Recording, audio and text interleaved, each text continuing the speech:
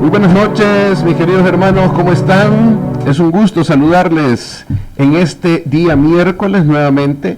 Estamos acá con el programa que han estado esperando de orientación psicológica con los especialistas, los Titos. Aquí están en radioangelos.org. Tenemos a Raquel. Hola, bueno estar nuevamente esta noche con ustedes. Ok, perfecto. Guillermo. Buenas noches, mucho gusto, gracias por la invitación, siempre es un placer. Y es un gusto también, Guillermo, tenerlos aquí. José Miguel. Buenas noches, un gusto estar aquí. Perfecto, aquí tenemos, y bueno, la semana pasada... Viene tímido. Sí, estoy narrado. No se preocupen, impulso. Aquí tienen a dos terapeutas que lo van a tratar. Hemos estado, bueno, la semana pasada se habló un tema muy interesante que era cómo superar los celos, ¿sí? De ahí se desgajó, se desglosó el tema de ahora, dadas las preguntas también de la audiencia, dado el desarrollo del tema, y hoy el tema es dependencia emocional. ¿Por qué digo que se desglosó de allá? Porque hubo un punto muy importante, si mal no recuerdo, Raquel lo trató, que es que la persona celosa o que ha pasado por este proceso de celos, no es que no se pueda dejar, lo que pasa es que genera una adicción a la situación en la que están viviendo, y eso hace una recaída o bien siente un placer en estar en esa, lo mencionaba creo que Guillermo, en ese ciclo, alguien mencionaba un ciclo de celo, ¿verdad? Un ciclo de situaciones. Por lo tanto, hoy vamos a desarrollar un poquito más de este tema con la continuación prácticamente de la semana pasada, que es dependencia emocional. ¿Dependencia en qué sentido? Dependencia de la otra persona, dependencia, como lo dice el tema, de la propia emoción. Muchas veces las personas son diferentes y la emoción es la misma. Esto lo van a decir nuestros especialistas. Yo solo estoy quizás teniendo mi punto de vista, pero creo que por ahí vamos. Raquel, dependencia emocional. Vamos a definir en cada uno de ellos, en cada uno de los titos, qué es dependencia emocional. Raquel. Es complejo. Es bien complejo el tema, pero dependencia emocional básicamente, palabras como es que una persona gire en torno a alguien más, ¿verdad? Que mis emociones, mis conductas, mis pensamientos giren alrededor de una persona y que tenga como esta, como yo lo llamaba la semana pasada, como esta adicción, y que me pierdo. Justo veníamos hablando de esto con el Tito Guillermo ahora que venimos para acá, cuando hay un momento en el que pierdo mi identidad y tengo una simbiosis con otra persona y me pierdo como ser humano, ¿verdad? Eso es como básicamente la dependencia, es cuando dejo de ser y me convierto en parte de algo, pero en función de la expectativa, en función de lo que la otra persona quiere que yo sea. Eso. Ok, creo que en el día a día, cuando vemos a una persona así, tal vez esa dependencia de decir, ¿qué le pasa a Raquel? ¿Cómo está? O sea, está pensando más en la otra persona o en la situación de la otra persona que en la misma, ¿así es? No necesariamente. Sí, o sea, pero no, quizás es como lo que si usted me ve triste a mí o yo lo veo triste a usted, es porque yo pienso que de mí depende que usted sea feliz. Ah, ok. Eso. Okay. Perfecto, gracias. Ahí está el inicio de esta definición dentro de la tita mayor, tita 1, que Raquelita, vamos tito 2. Guillermo Najarro.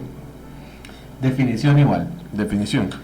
Bueno, la verdad es que me quedan pocas cosas que agregar. De pronto la definición de Raquel, porque me parece como bastante completa.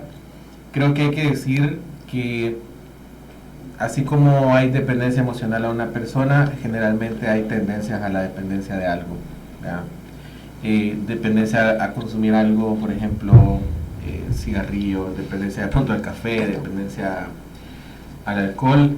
Hay tendencias, es decir, es muy probable que la mayoría de personas que sufren esta dependencia emocional tengan tendencias a depender de otras cosas también, ¿verdad? Agregaría eso, por un lado, quisiera resaltar bastante el aspecto de la simbiosis, porque no solo, o sea, todo empieza a girar en torno a otra persona, pero también la identidad de esta persona, digamos, dependiente, empieza como a modificarse de acuerdo a los gustos del otro, empieza a vestir distinto, empieza a vestir únicamente. Es normal que en los vínculos nos apropiemos de ciertas palabras del otro, digamos, que algunas cosas empiecen a estar un poco en el unísono, ¿no? Pero es muy distinto renunciar, digamos, a mis propios rasgos, a mi propia expresión, digamos, de la ropa que uso, de cómo soy. De la música que escucho. De la música que escucho, digamos, de las cosas que hago. Por ejemplo, yo voy al teatro, pero estoy con alguien que no va al teatro, yo de pronto dejo de ir al teatro, ya empiezan a implicar ciertas renuncias, ¿verdad? Eso que mencionaba Víctor, del Raquel está bien, que de pronto puede pasar en una pareja tal vez como una especie de, no necesariamente es una forma de manifestación, pero puede ocurrir cuando hay una hipervigilancia del estado del otro, ¿verdad? Como cualquier cosa que el otro, de repente una microexpresión del otro que no sea precisamente de alegría o felicidad, el otro la va a interpretar como todo está bien, está mal, se va a enojar, me va a dejar, ¿verdad? Y empiezan a surgir un montón de fantasías y pensamientos sobre abandono, pérdida, qué sé yo, ¿no? Entonces, en aras de no perder eso, yo renuncio a mis propias cosas y empiezo a renunciar a mis valores, a mis emociones. Algo me enoja, pero no lo digo, porque si lo digo pongo en riesgo la relación. Y eso, pues, en realidad habla más de una relación frágil, digamos, que de una relación que puede soportar un reclamo o una confrontación, digamos, que debería ser así. Ok, perfecto. Agregamos la situación también a cosas y comidas, etcétera. No solamente estamos hablando de una situación humana, ¿verdad? Hay que aclarar que son tendencias, tampoco es adicción concreta, digamos. Yo puedo tener cierta tendencia o facilidad, pero no quiere decir que yo voy a ser adicto a algo o que voy a estar dependiendo siempre de algo. Ok, perfecto. Bueno, vamos a pasar a José Miguel, siempre con la definición. Y para las personas que tal vez la terminología no les queda muy clara, simbiosis. Empecemos por definir simbiosis. Tú mencionaste simbiosis, Los dos. Ok, bueno, creo que tal como lo han mencionado es este intercambio, pero creo que es un intercambio donde hay una parte que sale más beneficiada que otra. Creo que mi definición va en la misma línea, lo estoy entendiendo como un desencuentro de necesidades. Hay necesidades de seguridad y de afecto, y también tenemos necesidad de autoestima, de autoeficacia y de autonomía. Pero por alguna razón o varias razones, esta persona hipotética, dependiente de la que estamos hablando, decide priorizar en relaciones actuales con otro adulto su necesidad de seguridad y afecto, y está renunciando a aspectos que son propios de su adultez, que la adultez exige independencia, y pues mientras más nos adentramos a la adultez se nos exige que cuidemos a otros, que cuidemos a la generación que viene y la generación que estamos dejando atrás. Entonces es como ir en el lado opuesto de donde tendríamos que estar desarrollándonos. Ok, la dependencia sería el lado opuesto. Sería el lado opuesto de lo que se espera de un adulto. Ahora, si estamos hablando de una adultez tardía, es normal que haya dependencia. Si estamos hablando de una infancia muy temprana, necesitamos depender de otros. Ninguno de aquí estaría vivo si alguien no nos habría cuidado y no hubiéramos dependido de alguien. Pero en un adulto se espera que nos movamos hacia el lado opuesto, ¿ves? Hacia una independencia. Quizás yo agregaría que aquí hay otro factor. Sí, ahí vamos. Ya calentaron los titos, señores. Agárrense. Agregaría el aspecto de una interdependencia sana en las relaciones, porque de cierta manera somos un ser que nació, digamos, hemos evolucionado para ser sociales, es decir, para vivir en comunidad, para vivir en grupos. Una persona, por ejemplo, que está más aislada tiene más riesgos de desarrollar muchas enfermedades, por ejemplo, físicas, incluso psicológicas. Entonces, estamos hechos para eso, y hay cierta interdependencia que es sana, ¿no? Pero la diferencia, digamos, de una dependencia tal vez más problemática es todas estas renuncias que ya empiezan a ser, digamos, a atentar contra la identidad propia, a reprimir demasiadas emociones, por ejemplo, a renunciar a rasgos propios míos, ¿no? Y todo lo que ya mencionamos más o menos los tres. ¿Ya? Pero, por ejemplo, en un matrimonio, obviamente habrán cosas que se sostienen en pareja y no hay forma, digamos, de decir... Es un buen punto el que estás tocando. Yo he visto parejas, o sea, no de novios, sino que creo que me imagino que el noviazgo fue igual, pero los esposos, o sea, todos hacen juntos. Van al súper juntos, van a la gasolinera juntos, compran aquí juntos, van aquí juntos, o sea, están pegados. O sea, yo veo, o sea, yo en lo personal lo veo un poco asfixiante, ¿verdad? Sí, totalmente. Pero sí se da el caso, y de repente llegan a un lugar y vestidos igual. O sea, es una situación que se me sale la cara Rosalía. Pero, bueno, ustedes han de tener varios casos de estos, pero yo lo he visto, y parece que es un matrimonio feliz, y quizás lo sea, pero ambos están como que... No, yo me atrevería a decir que probablemente no. Eso es lo que queremos ir a los titos. Yo quizás me atrevo a hablar... El micrófono, me atrevo a hablar un poco al respecto de... tiene mucho que ver también la teoría del apego.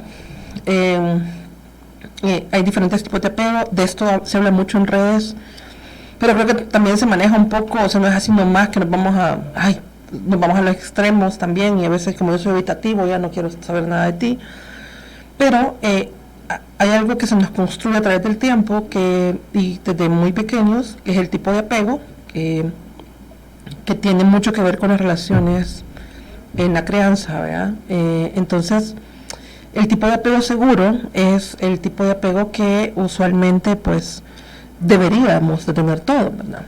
Pero por los tipos de crianza, repito, los tipos de padres, el entorno, o sea, hay un montón de cosas, pues aquí en El Salvador, aquí en esta cabina, incluso podríamos hablar de qué tipo de apegos tenemos cada uno, ¿verdad?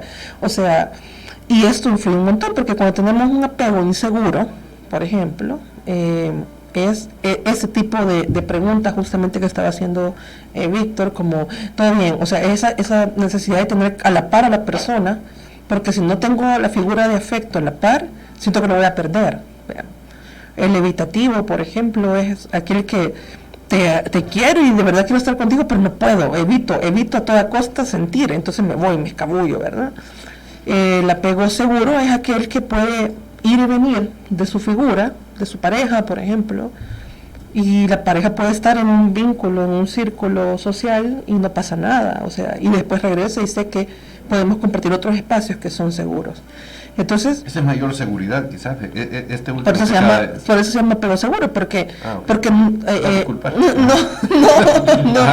eso se llama apego seguro, porque es como el hecho de no importa si no veo a esa persona, pero el vínculo sigue ahí. Y ese es, digamos, ese es el saludable. El saludable. Ese es el saludable. Ajá. 100% saludable. Ajá. Pero el otro es ambivalente, ¿verdad? O sea, te quiero pero no te quiero, ¿verdad? O sea, te quiero cerca pero no te quiero tan cerca porque me asfixias, ¿verdad? O sea, alejate un poco porque no puedo, pero sí te quiero cerca, no te quiero perder. Entonces es como esa ambivalencia entonces es bien complicado también, porque ese tipo de apegos general, ahí es donde viene la parte de la dependencia, ¿verdad? Porque imagínese estar con alguien ambivalente, a la otra persona le genera una gran dependencia, o sea, uno no sabe, ¿verdad?, cómo va a amanecer el otro, o sea, me va a querer o no me va a querer. Porque puede ser uno ambivalente y el otro apego seguro, o uno, el primero. Generalmente hay parejas muy frecuentemente de apego inseguro, un apego ambivalente. Son bien frecuentes. Señores, me avisan de producción, vamos a ir a una alabanza ahorita, vamos a ir a un espacio musical, esto se ha puesto bueno, así que vamos a regresar con José Miguel, vamos a regresar con Guillermo, con Raquelita. Es tan extenso, textualmente se ve tan corto, pero es tan extenso, el tema tan complejo. Raquel así lo inició y yo dije, no va a ser tan complejo, pero veo que sí. Es bastante complejo y le vamos a dar la solución a esto. Vamos a darle la solución a esto, porque no es que, quizás, me voy a adelantar, no sé, los titos lo van a meditar y nos van a explicar, tal vez yo esté equivocado, pero se me ocurre que no todos es que usted esté en algo sintomático de que esté mal. O sea, usted es así, no ande tratando de cambiar, sino que aquí le vamos a decir cómo desarrollarse en cada ámbito, ¿verdad? Así que yo creo que por ahí vamos a ir mediando la situación. Vamos a música, vamos a un espacio musical y regresamos entre colegas, su espacio psicológico de radioangelus.org.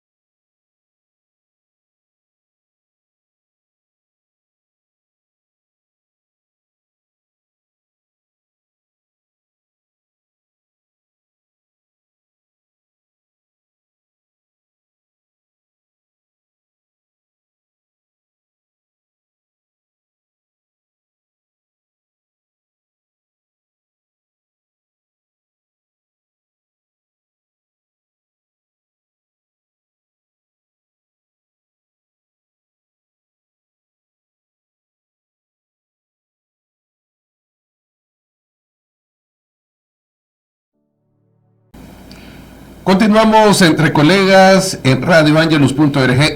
Ya me di cuenta que son las mentas. Estamos desarrollando un tema tan interesante esta noche y justamente en el tiempo de la alabanza hubo tanta situación entre los titos y ahorita lo vamos a transmitir a ustedes también. Nos quedamos en esto de, bueno, ¿en dónde nos quedamos, Guillermo? Nos quedamos en si atravesar, digamos, este tipo de relaciones tal vez puede ser algo necesariamente como sano o insano, si estamos enfermos o una patología o algo. Pues, a ver, yo diría que todos en algún momento podemos tener alguna ocasiones en las que nos ha pasado.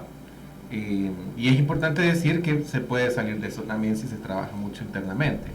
El problema es cómo tocar los puntos claves que en cada caso particular hacen o provocan o promueven o mantienen la dependencia finalmente. Pero pues sí, nos puede pasar a todos y no tenemos que tener un trastorno, una enfermedad o algo como más grave, ¿no? Ok, vamos a dedicar, bueno, el WhatsApp está habilitado 7249-2390 para quien quiera preguntarle algo a los titos, a los colegas, entre colegas, ayuda psicológica al aire en radioangelus.org. Creería yo que antes de leer algún tipo de mensaje, me gustaría oír de cada uno de ustedes realmente a la dependencia, eso se habló un poco fuera del aire, la dependencia en realidad. Muchos están pensando ahorita, y tengo algo malo. No, es hasta cierto punto realmente mala, o es buena, o hay una media. Quizás ahí sería la pregunta para cada uno de ustedes. Raquel. Yo creo que plantearlo de mala o buena quizás no es como saludable, porque no puedo definirlo si es malo o bueno. Creo que puedo definir si es saludable o no. Ser saludable va a implicar, o sea, quizás vamos a hablar de la transparencia, ¿verdad? De la transparencia de los vínculos, y hablar sobre eso significará que todos tenemos cierta dependencia de quienes queremos, ¿verdad? O sea, mínimo, pero pasa. Ahora, el tema es cómo lo abordo de forma personal, porque creo, como lo explicaba hace un rato, de acuerdo a cómo es mi apego, yo voy a dar lectura a mis vínculos, y también la forma en la que yo voy a meterme como en el tema ya de mi enfoque, pero la forma en la que yo tengo una creencia irracional de que si soy racional es soy suficiente para alguien, la irracional es no soy suficiente para alguien. Entonces, cuando yo tengo esta creencia irracional de que yo no soy suficiente para alguien, yo vivo en la lucha diaria de querer que la otra persona me acepte, me reconozca, que no se me vaya de mi lado, que tengo que cumplir todo porque esa persona no quiero que se escape de mí. Eso no es saludable, porque esa es la irracional. Esa es la irracional, y la racional va a ser como, bueno, hay cosas que tengo que ceder, porque también una relación se cede en cosas, o sea, pero no cosas básicas, no cosas que son muy de nuestra esencia. Y pasa que en la dependencia, cuando llega el límite donde cedo hasta mi propia voluntad, creo, porque ya voy a hablar de voluntad, mi voluntad de no quiero, pero lo voy a hacer solo porque sos tú, ya llegar a esos puntos donde cedo hasta lo más valioso para mí, por ejemplo.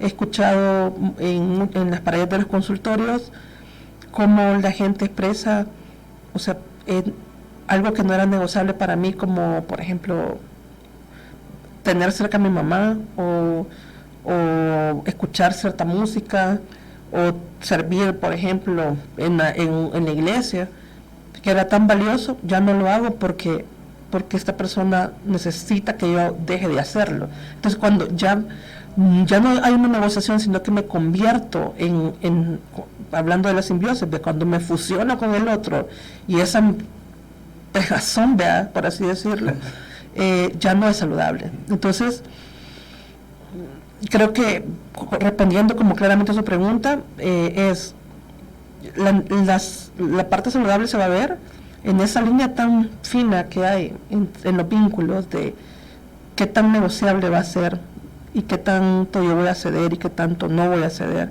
en un vínculo. Entonces, creo que esa línea, si siempre hay como esta división y esta línea muy fina, pero que siempre se respete, eso es saludable.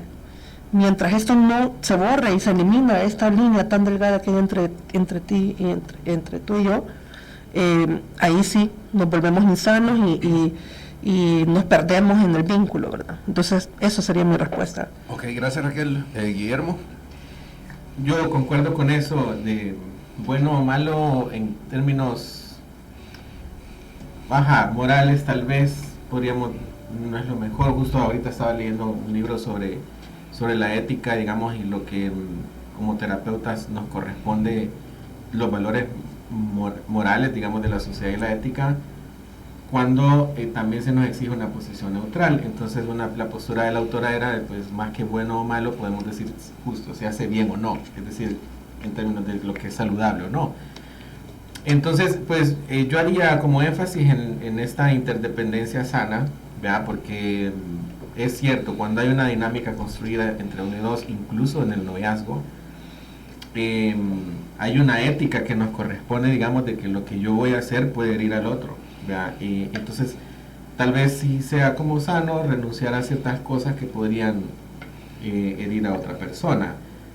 En términos prácticos podría ser, si yo estoy en pareja, por ejemplo, y conozco a alguien que me parece atractiva, tal vez no sea como muy sano salir o buscar encuentros en ese sentido. Ahora bien,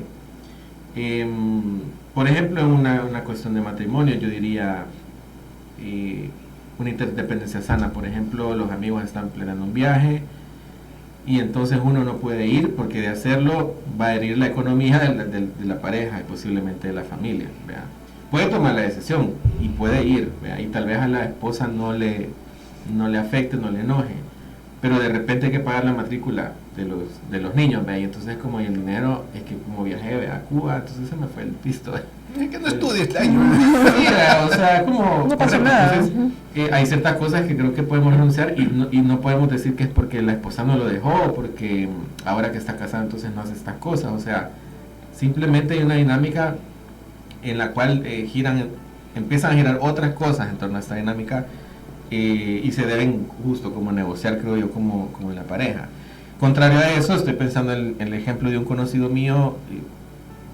Nos reunimos después de casi 10 años y entonces fuimos a una pupusería y entonces de repente dijimos, vamos a la casa de no sé quién, y él dice, no, yo ya me tengo que ir. ¿Y por qué te vas? Porque es que estoy casado, me dice. Y yo, ¿y eso qué tiene que ver? Es que vos no entendés, me dice, cuando estás casado ya no puedes hacer estas cosas. Y yo, pero vamos a una casa, y eran como las 6 de la tarde, ¿verdad? Vamos a una casa, le digo yo, y no, me dice, es que cuando estás casado ya no puedes salir así, me dice yo. Pero me quedé así en blanco completamente. Yo le digo, oye, invítala, le dije, o sea, ¿por qué no va con nosotros? No, me dice, porque no hacemos estas cosas, me dice. Y entonces se fue, pues. Se fue, nosotros nos fuimos y y uno ve, digamos, y en blanco, Guillermo, todavía. Pues sí, yo así, al día de hoy, que eso pasó hace como 4 años, al día de hoy me quedo sorprendido, digamos, del grado de renuncia a este tipo de encuentros que tampoco significaba gran cosa. Pero yo le decía, está enferma, le pasó algo, no sé, como no, sí, yo creo que ni ha llegado del trabajo. Y entonces le digo, ¿cuál es el problema? ¿Verdad? Entonces, claro, había ahí un tema de dependencia como bien grave. Perfecto, y antes de darle el paso a José Miguel, yo creo que esta pregunta, el tiempo va avanzando, es un tema muy interesante, quizás podríamos generar una tercera parte de esto, esta es la segunda parte. Aquí nos escribe una oyente, pero nos dice que por favor no le mencione el nombre. Dice, me llamó la atención cuando hablan de un matrimonio demasiado pegados. Al escucharlo, no es que yo sea celosa y sé que mi esposo no es celoso, pero tengo un gran miedo de saber cuando uno de los dos falta, si él me falta a mí, ¿qué voy a hacer después? Tenemos 11 años de casado, dice, tenemos 11 años de casado, todo parece muy bien y todo está bien, pero no son celos, simplemente hacemos muchas cosas todos los días, de lunes a domingo, juntos. Señores, ahí está una pregunta para ustedes, ¿cómo le podemos ayudar a quien no puedo mencionar ahorita o que nos pidió el favor ahí? Okay. Bueno, interesante la pregunta. Básicamente nos está escribiendo de que ella se siente muy bien, pero si falta, se acabó todo. Entendería que la pregunta que está de base es, retomando lo que hemos venido desarrollando, ¿será una interdependencia sana lo que tengo o es una dependencia no tan sana? Creo que esto es lo que está preguntando, tal vez. Yo lo enfocaría más, la pregunta, a que el único temor que ella tiene es que si su esposo le falta, ella queda como, no sabría qué hacer, tiene miedo a eso. No tiene miedo, entiendo yo, esto lo estoy suponiendo, no tiene miedo no son celos, pues no a una infidelidad, nada de eso, sino que depende tanto de él, que si él llegara a faltar, ¿qué haría ella? ¿Dónde queda? ¿Qué posición? Creo que se están tocando varios puntos aquí. Por un lado es el temor a la pérdida, lo cual también es natural. Por otro lado, si retomamos lo que estábamos diciendo de la simbiosis, si yo he estado entregando aspectos de mi identidad, relegando aspectos de mi autonomía a alguien, pues si esta persona falta, literalmente voy a sentir que me falta un pedazo, porque es todo lo que yo he entregado a esta persona. Me cuesta no leerla desde esta línea de diferenciar si en lo que estoy es saludable o no es saludable. Yo creo que por ahí me voy.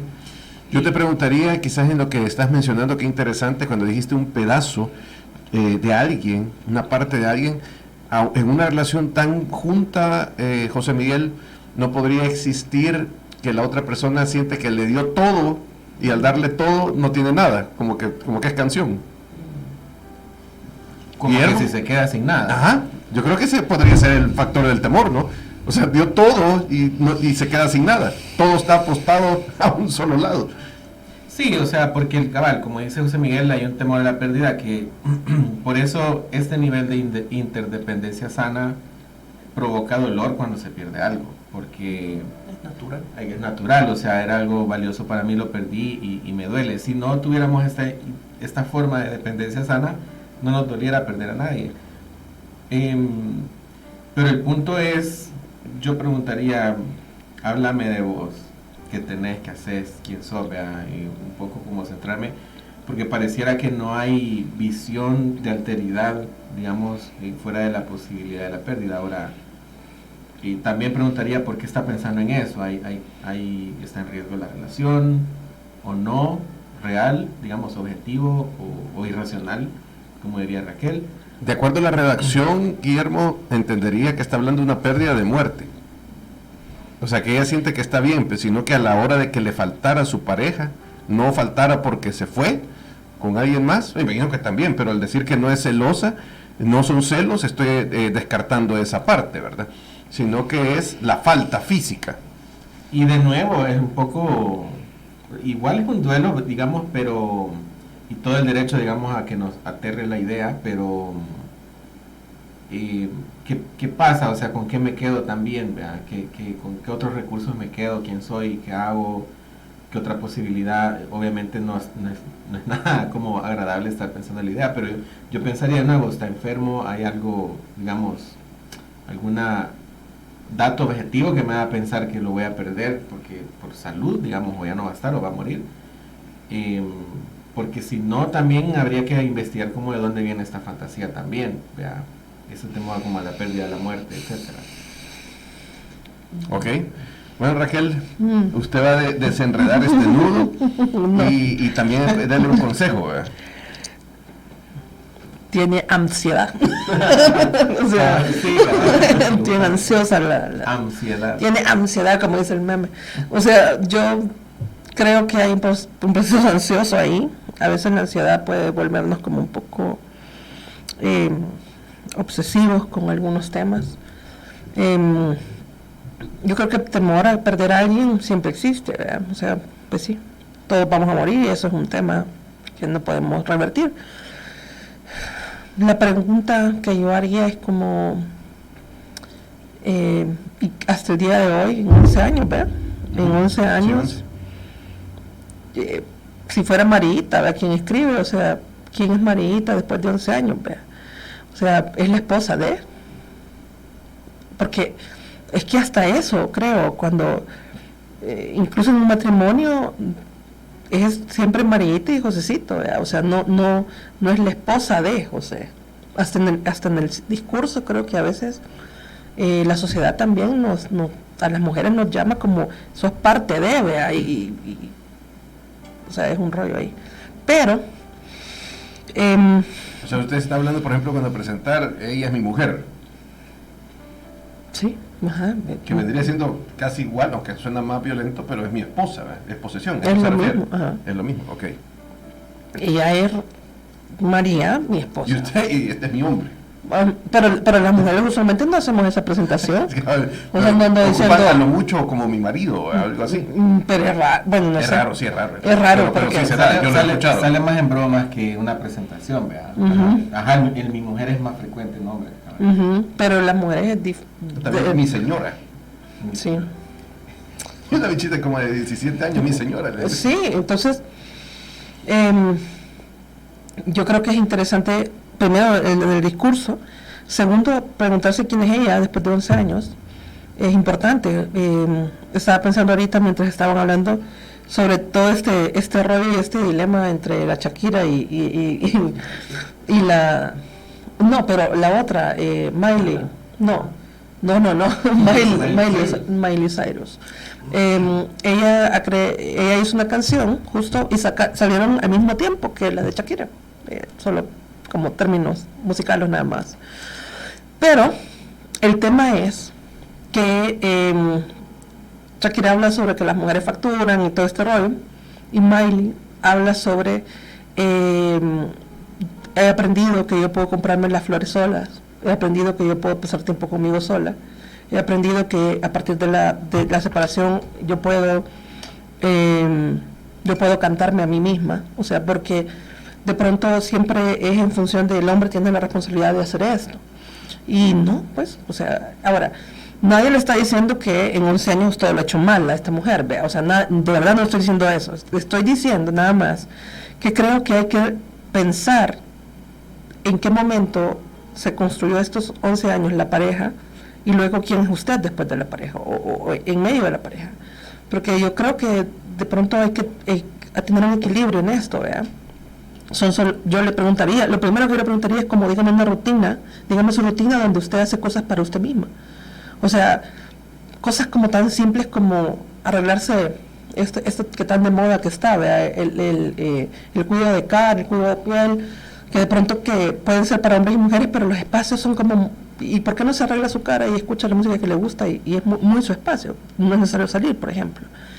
Pero creo que esos espacios, yo le preguntaría a ella, ¿será que los ha perdido? ¿Será que no están? Y cuando entonces perdemos esas pequeñas cosas que nos hacen, que son muy propias, que nos hacen ser los quienes somos, que nos construyen, y cuando lo perdemos, entonces mi miedo es que de pronto, como voy a hablar con una metáfora, es como que tengamos un rompecabezas y usted le quite piezas y le meta otras y como los pegó a la fuerza, entonces le echó pega, ¿verdad? Pero como esa pega de pronto se secó y se va, entonces le van a caer demás piezas, pues, porque al final no eran las piezas que correspondían, ¿verdad? Entonces, al final, yo sí creo que la lectura es, o mi referencia, mi mejor referencia sería, no estoy diciendo abandone después de 11 años esta rutina, estoy diciendo quizás resignifique el vínculo, haga una resignificación de este vínculo. ¿Por qué? Porque usted no puede girar en torno a alguien y no puede tampoco vivir, es como que yo, no sé, piense que no puedo corregir a mi hija porque en algún momento se me va a morir, vea, o sea, ¿por qué? Si es parte de mi responsabilidad hacerlo, pues, o sea, y es parte de los vínculos, y pues sí, vea, o pensar que yo, por ejemplo, al Tito Guillermo nunca le voy a decir lo que me molesta, porque a saber se puede ir o se va a morir mañana, y no sé si le puedo decir eso, y capaz se va... Hasta un bien me puede hacer. Exactamente, o sea, exactamente, entonces, o sea, quizás hablar de las cosas que no nos gustan o hablar sobre o no ser permisivos siempre es saludable en realidad en los vínculos. Entonces creo que por ahí podría ir mi respuesta, sí. mi recomendación, veamos. Aparte los duelos duelen, o la fantasía del duelo, el temor, porque desde niños hemos vivido separaciones constantes, ¿verdad? Me fui soltando de los brazos de mi mamá, cuando aprendí a caminar gané autonomía, pero perdí que todo el tiempo estaban en los brazos de mi mamá. El mismo dejar, digamos, la lactancia es una forma de perder algo, digamos. Entonces, hay una huella también de pérdidas. Habría que revisar qué huellas también hay en estas pérdidas. Pero también estaba pensando ahora que, digamos, en la línea de lo que menciona Raquel, yo también la invitaría un poco a volver a sí misma, justamente que este volver también le permita resignificar este vínculo, porque hay algunos autores que hablan, digamos, en términos muy sencillos y generales, como dos espacios mentales cuando se constituye una pareja. Nosotros, digamos, en donde hay aspectos mentales que se unen, que son todas estas dinámicas, cosas Espacio, que compartimos, ¿no? espacios, emociones, que esta conexión de la que la gente habla, como yo nunca había sentido esta conexión, es este espacio mental mutuo. Entonces se vuelve una unidad mental entre dos personas y hay un espacio individual que no debería perderse. Entonces yo creo que el problema es cuando nos enclaustramos en esta unidad mental y no hay más, y entonces decimos quiénes somos y yo lo que hacía porque no lo hago. Entonces este volver quizás un poco a sí misma le permita reestructurar ese vínculo, y es natural porque, por ejemplo, cuando alguien muere o simplemente nos separamos, además de la ausencia de esta persona, perdemos algo de nosotros, que era lo que nosotros éramos con esta persona. Y esa parte de perdernos a nosotros duele un montón, porque es como, ¿con quién hago esto ahora? A mí me gusta ser así, no puedo hacerlo con nadie. Entonces representa un dolor como doble, digamos, porque lo pierdo a él, a ella, y me pierdo una parte de mí. El problema es que si estamos enclaustrados en esa parte únicamente, el duelo es mucho más grave, porque entonces la sensación es quién soy yo ahora, justamente. Como Correcto. me perdí, hay gente que pues sí, se pone mal. Y solo agrego esto que no se me olvidar, y también pensar que cuando esa persona no está conmigo, ni siquiera que no estamos separados, sino simplemente no está, pero mi estado de ánimo depende de la ausencia o la presencia de alguien más, ahí estamos hablando de una dependencia no sana, porque no debería de implicar una variación de mi estado de ánimo si alguien está o no está a la par mía. Entonces creo que a veces las redes lo manejan o la naturalizamos mucho, como esta parte de, hasta en las canciones, ¿verdad? Sin ti me muero, dicen las canciones, ¿verdad? O sea, mi aire. Ajá, no soy, ajá, sí, cabal, o sea, entonces esa parte de dependencia es como no sana, ¿verdad? Y lo saludable será, como bien lo dice Guillermo, y siempre en la teoría de las parejas están como dos círculos, donde cuando el círculo se unen, digamos, hay una parte de, acuérdese cuando estaba viendo lo de matemática, intersección, los conjuntos, y cuando estaba... ¿Cómo se llama el conjunto? Ajá, el conjunto, pero cuando está esta parte de la intersección, eso es lo natural y lo normal, digamos, lo esperado en una relación, pero cuando están superpuestos... Es un eclipse. Es un eclipse, justamente, entonces ahí es una fusión que no es saludable. Eso. Bueno, José Miguel, para cerrar, que nos comió el tiempo. Sí, bien interesante esta última metáfora. Tal vez por ahí mismo me quería ir. Estas dos palabras, complacencia y aceptación, si las llevamos al extremo, ahí ya estamos en algo no sano. Si yo estoy en una relación en la que por complacer a alguien estoy traicionando aspectos importantes de mis valores, de mis creencias, de mi identidad, eso me va a llevar a una dependencia no sana. Y también puede ser que yo esté del otro lado. Yo estoy en una relación y yo estoy esperando que esta persona sea según mis expectativas. Y yo tengo este molde de cómo tiene que ser esta pareja, este amigo o amiga, y estoy intentando que esta persona se meta en esta cajita que es mi esquema de esta persona, y no me estoy dando cuenta que estoy creando condiciones para que esta persona dependa de mi aceptación. Entonces llevar estas dos cosas al extremo me alejan de la salud y me alejan de una relación sana. Ok. Esto es más matemática que otra cosa, ¿verdad? No dar en porcentajes podríamos hablar eso también, ¿verdad? Hay un porcentaje destinado y muy sano para una relación, y hay porcentajes que no deberían de ir paralelos, ¿verdad? Yo solo quisiera agregar algo, y es que a veces, hablando de esos porcentajes, es que vuelvo a la teoría del apego. ¿Por qué? Porque si hay alguien de un apego ambivalente o un apego ambivalente, para ellos o ellas dar 10%, digamos, en una relación está bien, porque como son ambivalentes es como suficiente. Y para alguien inseguro eso no es nada. Entonces, o sea, me explico, ¿verdad? O sea, entonces también hay que tener cuidado, o sea, no necesariamente lo que para usted naturaliza como dar a la relación es lo que es, ¿verdad? O sea, si yo insisto, ¿verdad? Es un equilibrio. Hay que mantener un equilibrio, pero lo más, quizás para mí, lo más importante es comunicar qué es lo que usted espera de la relación, qué es lo que espera del otro y qué espera del vínculo también. Y sí, incluso hay cosas que de pronto no se hablan en la pareja, pero que creo que son súper importantes. ¿Qué cosas van a ser, como lo hablábamos afuera del aire, qué cosas van a ser de nuestro vínculo y qué cosas se van a hacer respetables de nuestro vínculo y que si transgredís esto va a doler y qué cosas no van a ser negociadas, que pueden compartirse con otras personas, ¿no? Uh-huh. Ok. Creo que muy interesante. Gracias, Raquel, Guillermo, José Miguel. Creo que esto queda en continuación. ¿Cuál sería el siguiente tema para darle continuación a esto? Dependencia emocional. ¿Qué viene después de esto? ¿Ahora una solución o qué viene? Tiene que ver con el amor porque ya vamos para el 14 de febrero. Ah, así que bueno, tienen que irse por esa línea. Ok. Los tipos de enamoramiento. Sí, Vaya, tipos de enamoramiento. El siguiente tema entre colegas. Gracias. ¿Cómo nos pueden contactar? El Centro de Psicología Altea, el número fijo 2263-7783, mi número personal 7700-7715. Guillermo. Bueno, también al Centro Psicológico Altea y al personal el 7988-4284. Perfecto. José Miguel. A mi número personal 7952-1722. Perfecto, JM, me llega. Esto ha sido Entre Colegas. Sigan con la programación de Radio Ángelus, siempre programas hechos para usted, de acuerdo a sus necesidades. Dios me los bendiga. Feliz noche.